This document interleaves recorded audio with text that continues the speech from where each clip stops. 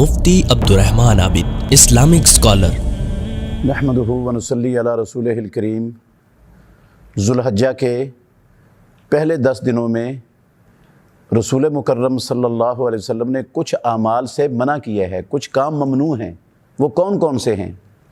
صحیح مسلم شریف کے اندر حدیث ہے، ام المومنین ام سلمہ رضی اللہ تعالی عنہ بیان فرماتی ہیں کہ امام الانبیاء محمد الرسول اللہ صلی اللہ علیہ وسلم نے فرمایا، اذا احل ہلال ذی الحجۃ واراد احدکم ان یضحی فلا یاخذن من شعرہ ولا من اظفارہ شیئا حتی یضحی۔ جب ذوالحجہ کا چاند طلوع ہو جائے تو ذوالحجہ کا چاند طلوع ہونے کے بعد جو شخص قربانی کی استطاعت رکھتا ہے اور قربانی کرنا چاہتا ہے، وہ اپنے جسم کا کوئی بال نہ کاٹے گا، نہ تراشے گا، اور نہ اپنے جسم سے ناخن کاٹے گا اور تراشے گا۔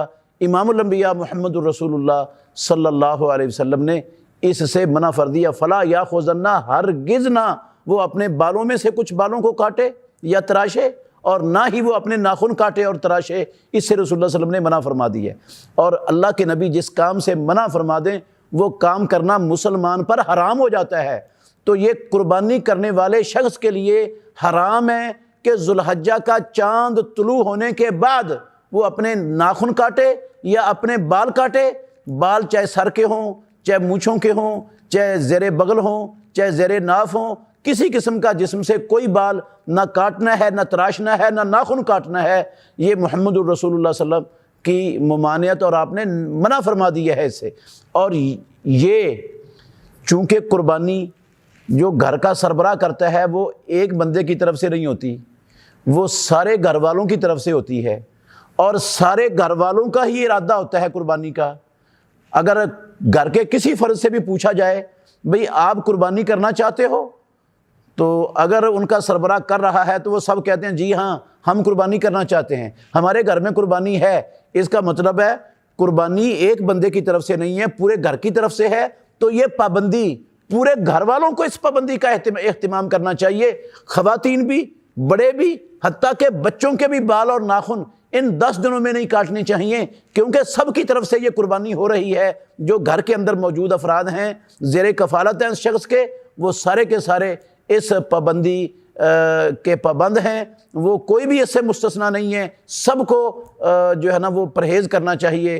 اگر ان کے بال بڑے ہوئے ہیں، ناخن بڑے ہوئے ہیں، تو ذوالحجہ کا چاند طلوع ہونے سے پہلے وہ کر لیں، ان کو صفائی کر لیں، تاکہ ذوالحجہ کا چاند طلوع ہونے کے بعد قربانی تک پھر ان کو اس کی ضرورت پیش نہ آ سکے۔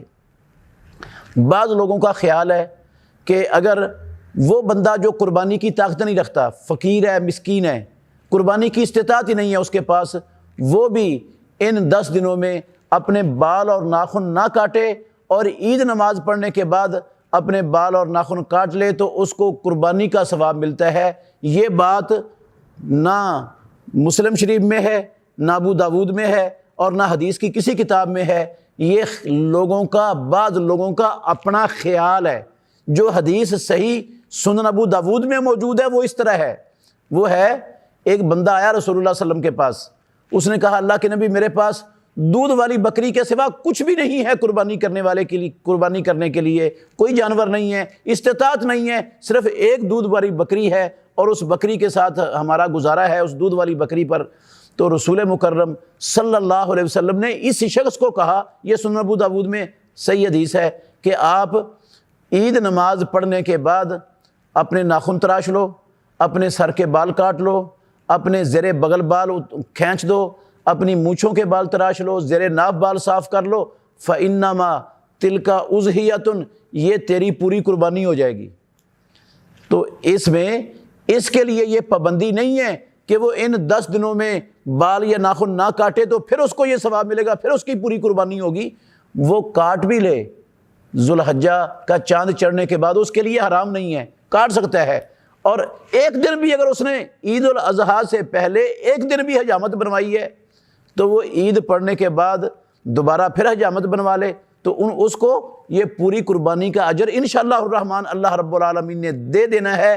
یہ بالوں اور ناخنوں کی پابندی یہ صرف قربانی کرنے والے افراد کے لیے ہے، جس کے پاس قربانی کی استطاعت نہیں ہے ان 10 دنوں میں اس پر یہ پابندی نہیں ہے۔ اور اسی طرح ہدی والوں پر بھی، جو حج عمرے کے لیے جاتے ہیں، ان کے لیے بھی ان 10 دنوں میں بال اور ناخن نہ کاٹنے کی کوئی پابندی نہیں ہے، وہ بھی کاٹ سکتے ہیں۔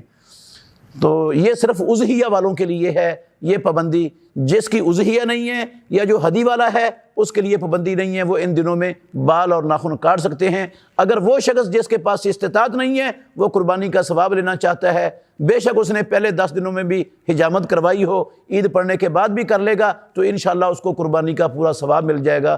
اللہ سمجھنے کی اور عمل کرنے کی توفیق دے۔ بہترین صدقہ جاریہ حاصل کرنے کے لیے اس ویڈیو کو لائک، کمنٹ اور شیئر کرنا مت بھولیں۔